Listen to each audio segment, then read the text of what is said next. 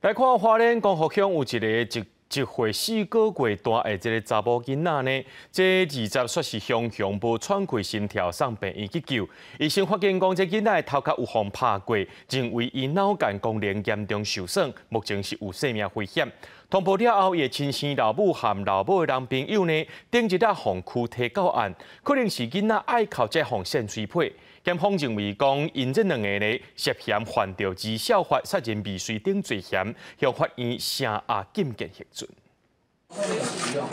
警方根据所查，厝内一直并为客厅、房间到曝衫的所在，内外拢敲吹，各位都看过，嘛炸股票，甲现场一对证人躯体到案。少保护法跟家暴、涉嫌家暴法，小孩子怎么装你都知道。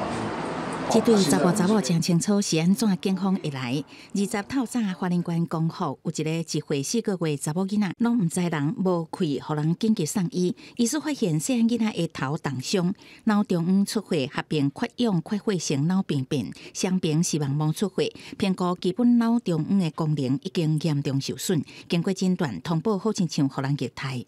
该宋姓女子及陈姓男子涉嫌于4月19日中午，因陈姓男子拨打电话与宋姓女子时，该女童在旁哭闹，陈姓男子便唆使宋姓女子掌掴女童之脸颊。检方调查，涉案姓宋的妈妈听姓陈查甫朋友的话，涉嫌把囡仔用来献喙配，因为查某囡仔又搁吵闹，妈妈又搁一家动手献囡仔喙配，认定两个人涉犯治小法杀人未遂这个罪嫌重大，有多蒙套口径的顾虑，这理由申请羁押。法院开庭了后嘛，裁定羁押禁见。